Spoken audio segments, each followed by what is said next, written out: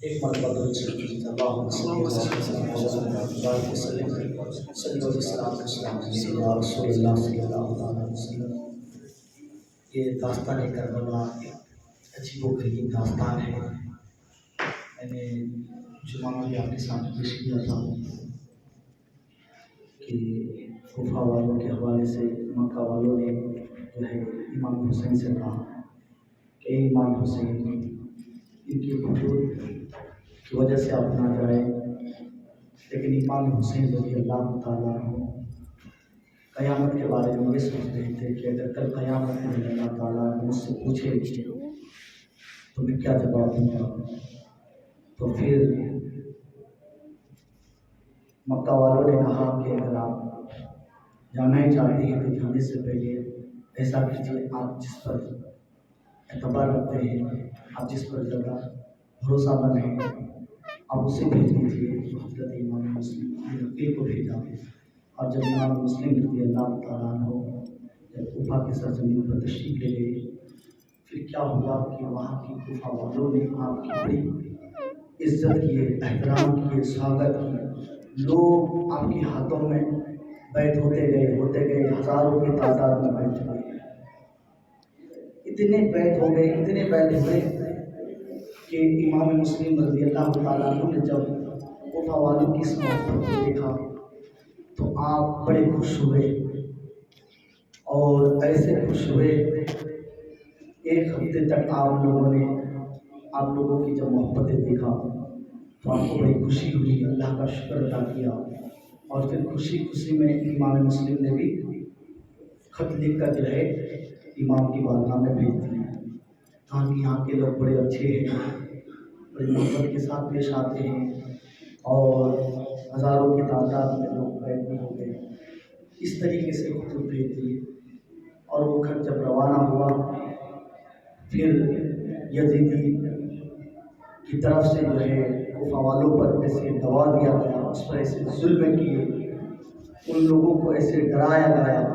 میں نے پچھلے سال میں اس ایمان پر بڑی تفصیل کے ساتھ آپ کو بتایا تھا۔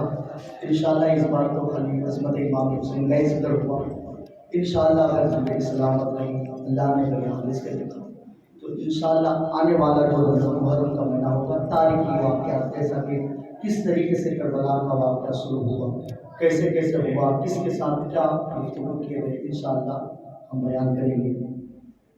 تو اب مختصر آپ یہ سمجھ لیجیے کہ جب خطوط روانہ ہوا، اب جب حضرت امام مسلم کو امام بنائے گئے فجر مغرب کی نماز کے لیے، تو اب ذرا غور کیجیے کہ جب نماز کے لیے آپ کھڑے ہوئے تو امام مسلم بن عقیل کی صف میں 40,000 لوگ اس کی ابتدا میں کھڑے ہوئے۔ کتنے؟ حالانکہ دیکھو میرا یہ جو عنوان جس گفتگو میں آپ کے سامنے بیان کرتا ہوں، حضرت نے بات جو کہی، میرا دل چاہتا ہے کہ آگے میں آپ کو تھوڑا سمجھا دوں، حالانکہ میں کسی اور چیز پر گفتگو کرنا چاہتا ہوں۔ اگر آپ سنیں گے تو گفتگو کریں گے، تو بس حضرت جو کہنے والے تھے میں اسی چیز کو میں آگے تھوڑی سمجھانے کی کوشش کرتا ہوں مختصر انداز میں۔ تو اب دیکھیے حضرت امام مسلم، کوفہ والے کتنا بڑا غدار ہے، کتنا بے وفا ہے۔ آپ جب امام بنے مسجد کوفہ میں، آپ کو جب امام بنایا گیا تو آپ کے صف میں کتنے 40,000 آپ کی ابتدا میں کھڑے ہوئے۔ اللہ اکبر امام مسلم نے کہتے ہوئے آپ نے پہلی رکعت نماز پڑھی، اس وقت کتنے لوگ تھے؟ 40,000 کی صف۔ اب غور کریں کہ ایک جگہ پہ اگر 40,000 کی تعداد پائے جائے تو کیا منظر ہوگا، کیا کیفیت ہوگی۔ لیکن کیا ہوا، پہلی رکعت دوسری رکعت آپ نے 40,000 کی تعداد دیکھا، بڑا خوش، آپ کا دل خوش ہو گیا، اور خطوط بھی روانہ کر دیے کہ ایک دیر تک جو ہے آپ نے ان لوگوں کی محبتوں کو دیکھا اور بڑے تعجب کرتے تھے. ان کے جو صاحبزادے تھے ان کے ساتھ بھی بڑے محبت سے پیش آتے تھے. لوگ ان کی خدمت کرتے تھے. سوغات کبھی تحفہ کبھی دعوت پیش کرتے تھے. لیکن جب امام مسلم بن عقیل کو امام بنایا گیا 40,000 آپ کی ابتدا میں کھڑے ہوئے. لیکن وہی امام مسلم پہلی رکعت دوسری رکعت جب تیسری رکعت مکمل کر کے جب آپ سلام پھرتے ہیں, سلام پھرنے کے بعد دیکھتے ہیں کہ ایک بھی بندہ وہاں موجود نہیں, ایک بھی بندہ وہاں موجود نہیں. جہاں 40,000 کی تعداد ہو وہاں ایک بھی نہ موجود ہو تو پھر غور کرنے کی بات ہے. اب حضرت امام مسلم سوچنے لگے میں تو خط تو روانہ کر دیا, یہاں تک کہ امام مسلم پر دباؤ دیا گیا, اس کے اوپر ظلم کیے, یہاں تک کہ امام مسلم بن عقیل کو شہید کر دیے گئے, یہاں تک کہ ان کے جو 2 صاحبزادے تھے ان دونوں کو بھی شہید کر دیے. اور ادھر خطوط امام میں حسین کی خدمت میں پیش ہوا, آپ نے پڑھا, آپ کو بھی بڑی خوشی ہوئی. اور پھر یہاں تک کہ امام مسلم رضی اللہ تعالیٰ عنہ کی خطوط آنے کے بعد جو ہے امام میں حسین بھی کوفہ تشریف لے گئے. وہاں جانے کے بعد پتہ چلا کہ یہاں اس طریقے سے ماحول ہے, کیونکہ میں نے جمعہ میں بھی بتایا تھا کچھ لوگوں کی ایک ذہن ہوتا ہے, سوال کرنے والا سوال کرتا ہے کہ امام حسین جب جنگ میں گئے تو صحابہ کیوں نہیں گئے؟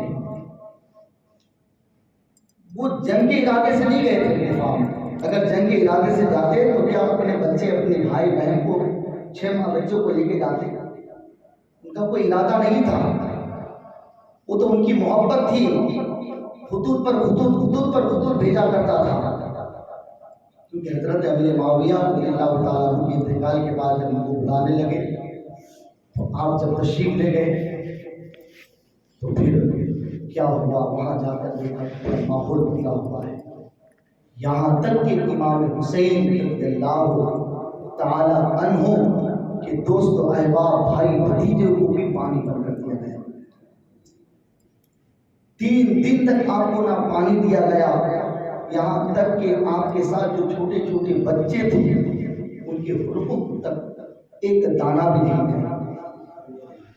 میں نے بتایا تھا کہ ہم زیادہ پیاس کا ذکر کیوں کرتے ہیں, اسی لیے کرتے ہیں کیونکہ انسان بھوک کو برداشت کر لے گا لیکن پیاس برداشت نہیں کر سکتا.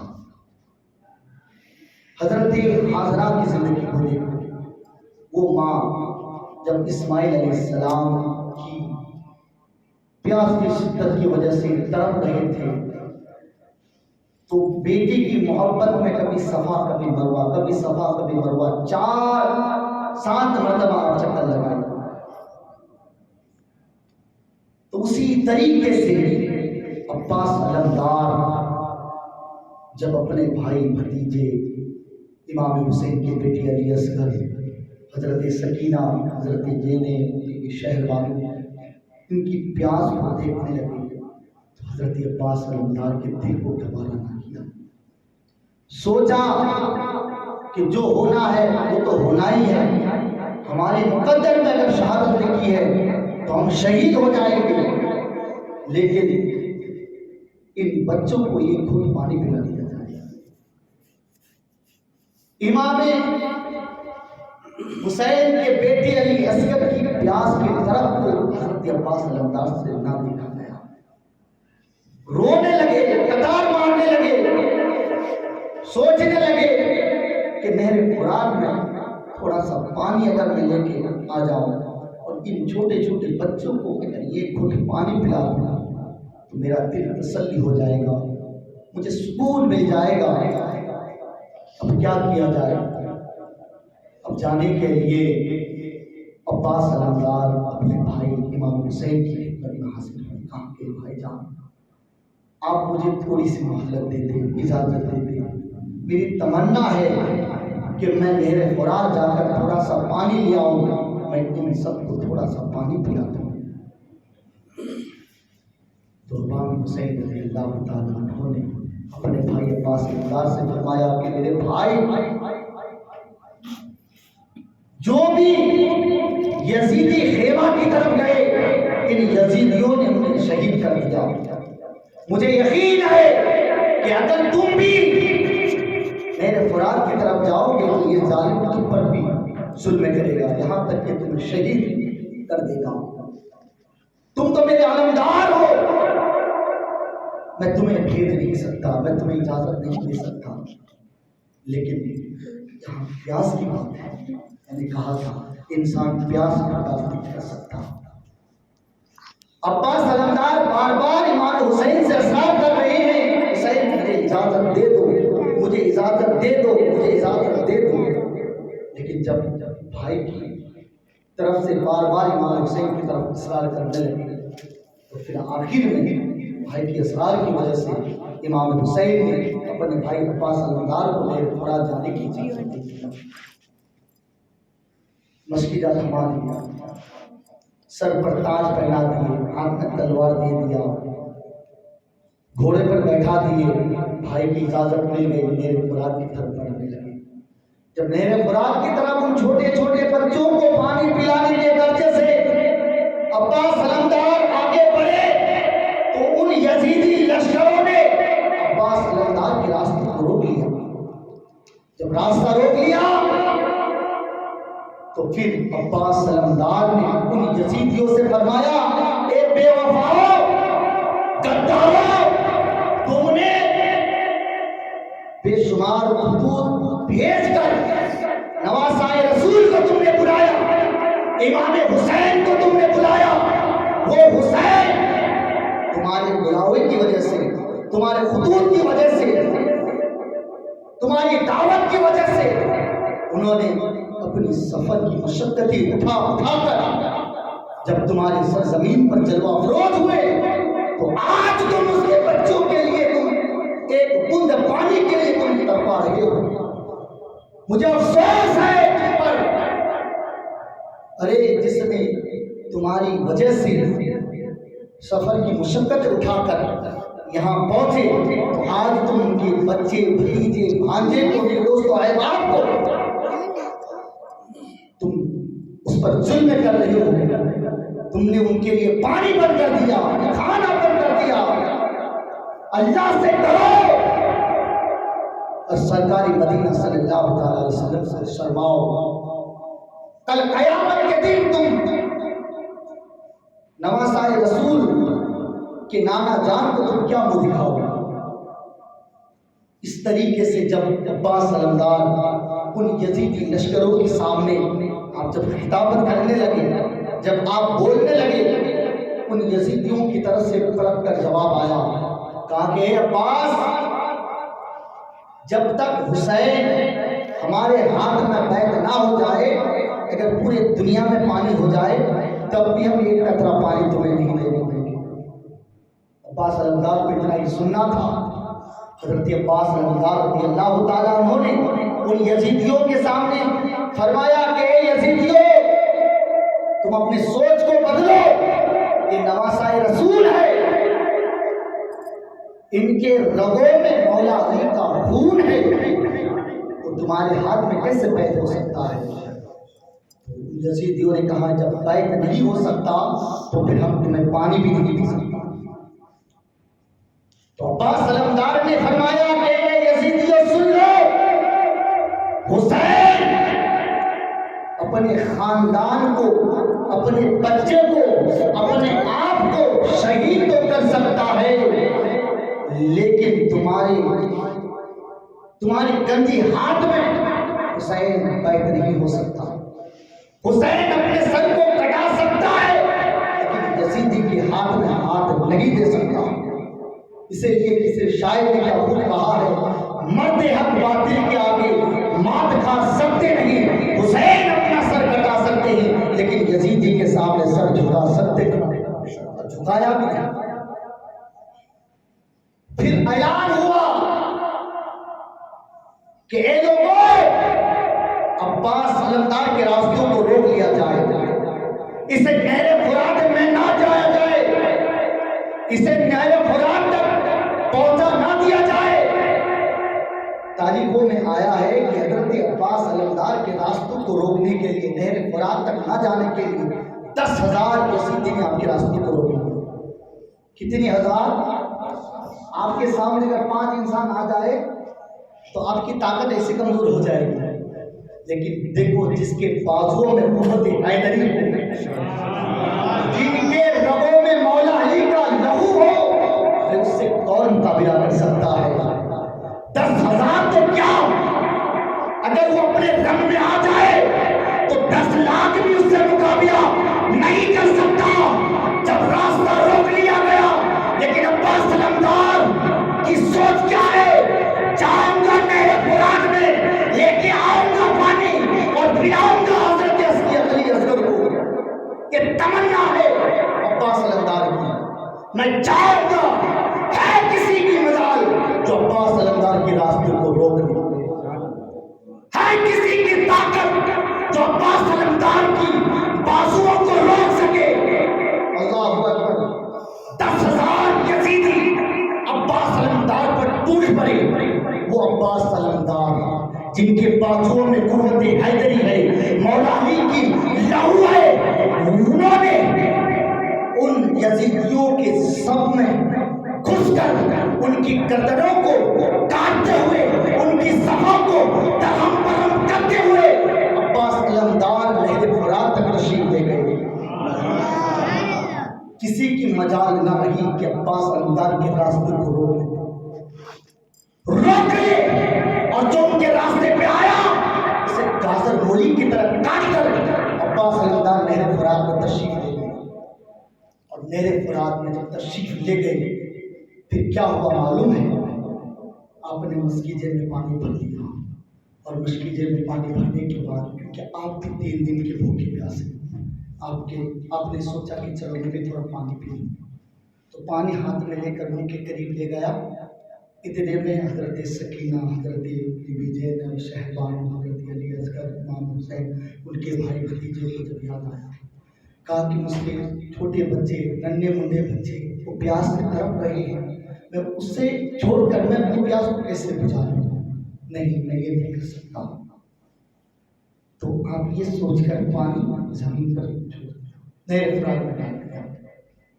تاریخوں میں یہ بھی آیا ہے کہ جب وہ پانی عباس علمدار نے نہر فرات میں ڈالا تو پانی کا کام ہے بہتے ہوئے پانی کے ساتھ چلا جانا، لیکن وہ پانی وہیں پہ رک گیا، اور رک کر اللہ کی بارگاہ میں دعائیں کرنے لگے، میرے ربا، میرے پروردگار، مجھ سے کون ایسی خطا ہوئی جو عباس علمدار نے مجھے پیا نہیں، عباس نے مجھے پیا نہیں۔ اس تاریخ سے آپ اپنے ذہن میں یہ بات بیٹھا لیں کہ امام حسین کے بیٹے، بھائی، بھتیجے، بھانجے، یہاں تک کہ امام حسین پانی کے محتاج نہیں تھے، خود پانی لب حسین کے محتاج تھے۔ اب ہم کیوں نہ سمجھے، کیونکہ حسین کے بیٹے کے بیٹے کے بیٹے کا یہ عالم ہے کہ غریب نواز جیسے شخصیت آنا ساگر کو بلا لے، اشارہ کر دے تو یہ ایک پیالے میں پورے آنا ساگر سما جائے۔ ارے ان کے بیٹے کا یہ عالم ہے تو میرے حسین کا کیا عالم ہوگا؟ میرے حسین کا کیا عالم ہوگا؟ تو میرے دوستو، جب غلاموں کا یہ عالم ہے تو پھر آقاؤں کا کیا عالم ہوگا؟ اس لیے ہم یہ نہیں سوچ سکتے کہ حسین پیاسے تھے۔ ہاں پیاسے تھے، لیکن حوض کوثر کے پیاسے تھے۔ کہتے سبحان اللہ۔ اپنے نانا جان کے ہاتھ مبارک سے پینے کے لیے حوض کوثر کے محتاج تھے۔ تو کیا ہوا؟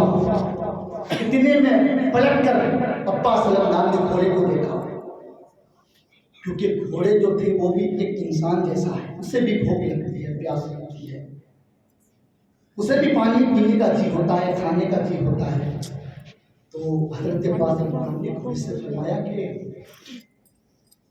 تو بھی پیاسا ہے، بھوکا ہے، تو اپنی پیاس کو بجھا لے۔ تو اپنے پیاس کو بجھا لے گے، تو میرا فرات ہے، یہاں پانی کی کوئی کمی نہیں ہے، تو پی لے۔ اللہ اکبر۔ وہ گھوڑا روتے ہوئے عباس علمدار سے کہا کہ عباس، میں اپنی پیاس کو دیکھ کر میں اپنی پیاس کو کیسے بجھاؤں؟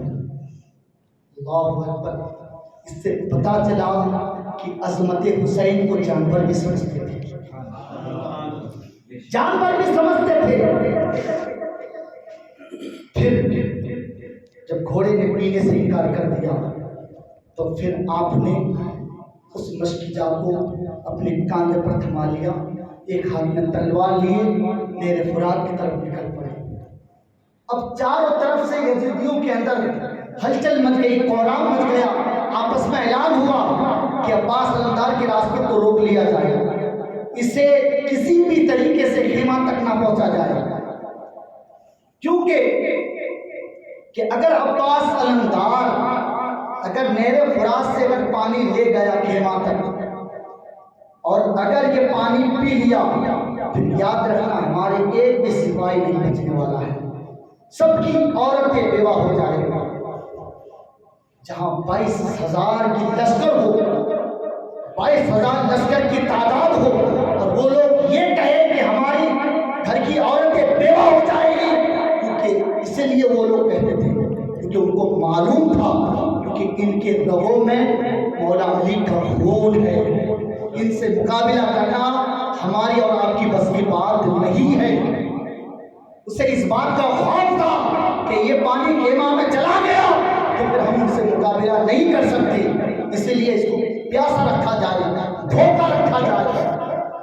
میرے دوستوں بزرگوں، آخر میں جب عباس علمدار نہر فرات سے ہوتے ہوئے جب اپنے خیمہ کی طرف بڑھنے لگے، بڑھتے گئے یہاں تک کہ وہ یزیدی لشکر جب امام حسین کے راستوں کو روکنے کی کوشش کی تو امام حسین رضی اللہ تعالی عنہ کی تلوار کے سامنے کسی کی تلوار مقابلہ نہیں کر سکتی تھی۔ امام حسین ان یزیدیوں کے گردن کو کاٹتے گئے،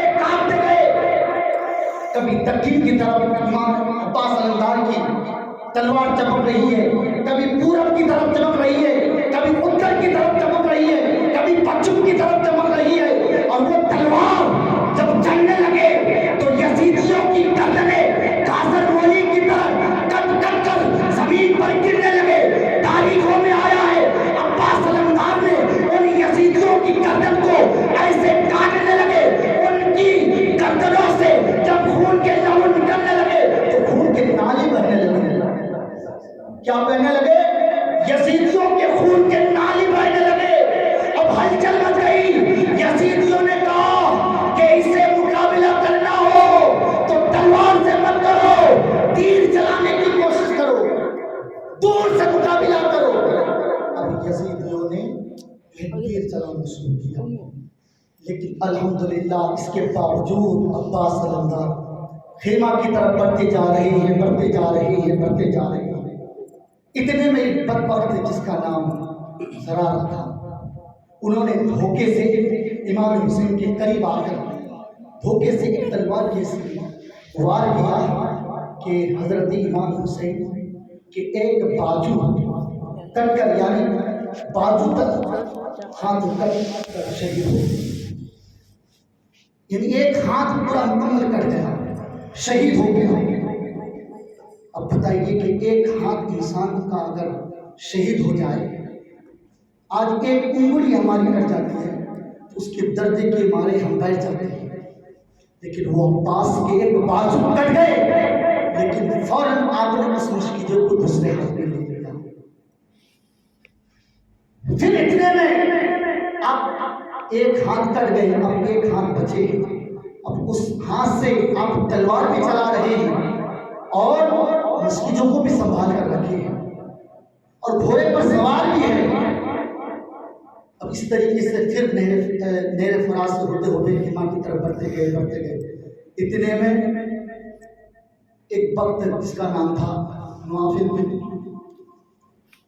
ارزق، انہوں نے بھی دھوکے سے دوسرے بازو کو بھی کٹ کر شہید کر دیا۔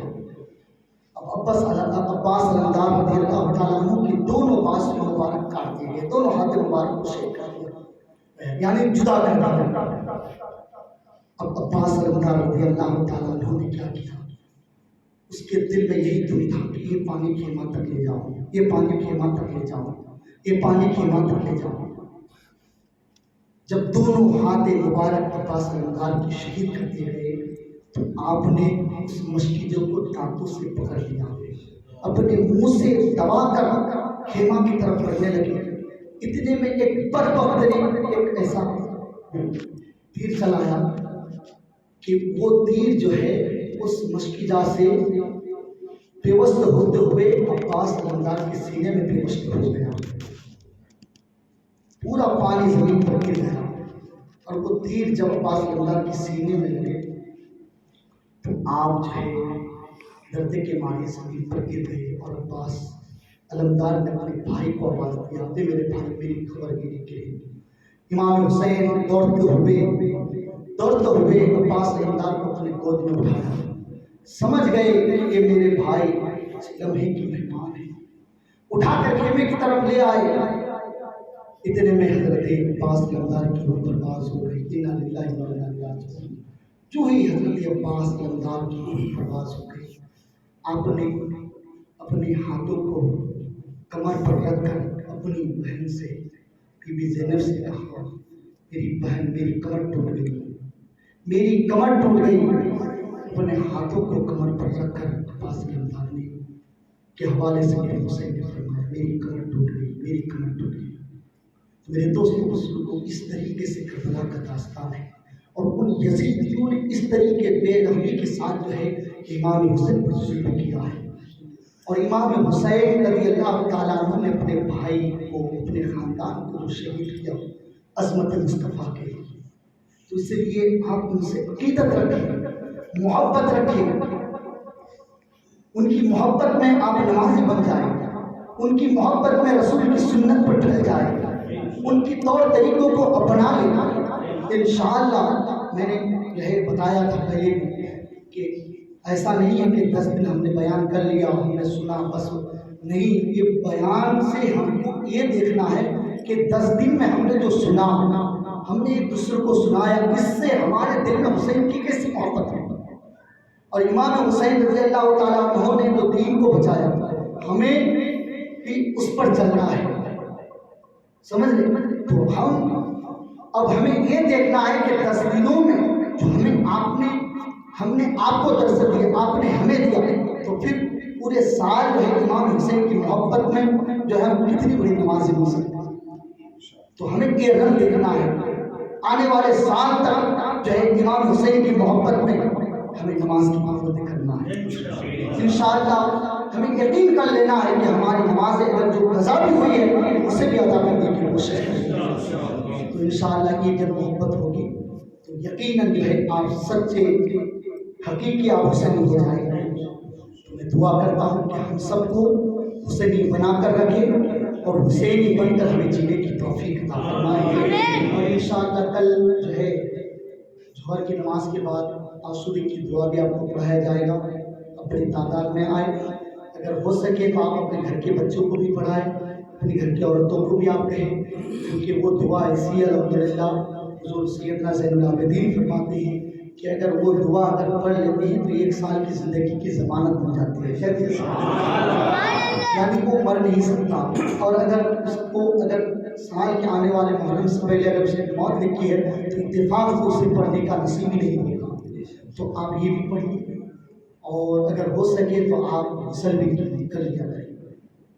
الحمدللہ یہ چھوٹی چھوٹی سنت کی باتیں ہمارے عارف بھائی اکثر بتاتے رہتے ہیں، بڑا اچھا لگتا ہے آپ ان کی باتوں کو بھی سنیں، اور ان کے دل میں جو ہے دین کی محبت اللہ نے ڈال دیا ہے، اور ایک دعوت اسلامی کی مشن کو لے کے چلتے ہیں، آپ ان کی بھی سپورٹ کریں، اور ہفتے میں 1-2 بار درسے کے لیے آتے ہیں، تو آپ جو ہے ان کی باتوں کو آپ جب بھی آئیں آپ تھوڑی دیر بیٹھیں، کتنے منٹ، 10 منٹ 5 منٹ، تو اگر آپ 10-5 منٹ اگر آپ بیٹھیں گے تو یقیناً آپ ان کے دل میں بھی ایک حوصلہ ہوگا کہ نہیں چلو لوگ ہماری بات کو سنتے ہیں، اور جب آپ سنیں گے تو پھر ارادہ یہ ہوگا اور عمل کرنے کا بھی ہوگا۔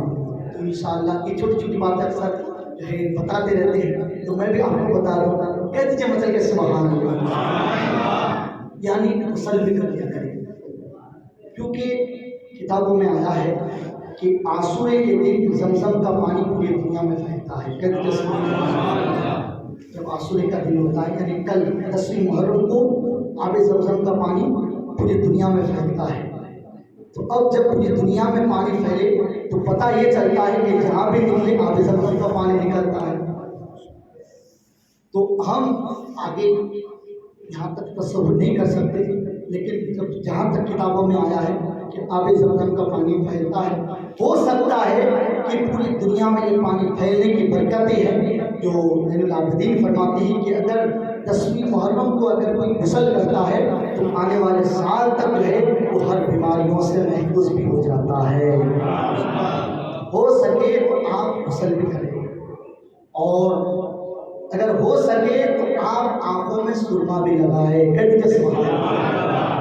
किताबों में आया है कि अगर आंखों में 10वीं मुहर्रम को सुरमा लगाते हैं तो उनकी आंखों में जितनी भी तकलीफें होती है हर तकलीफों से वो शिफा हासिल कर देता है।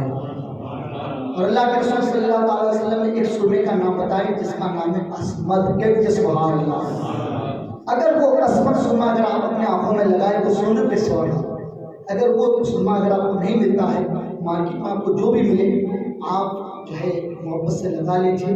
मुबारक दिन है, अल्लाह ने चाहा तो उसमें भी अल्लाह आपको आपकी आंखों में शिफा अता फरमाएगा। अस्सलामु अलैकुम व रहमतुल्लाहि तआला।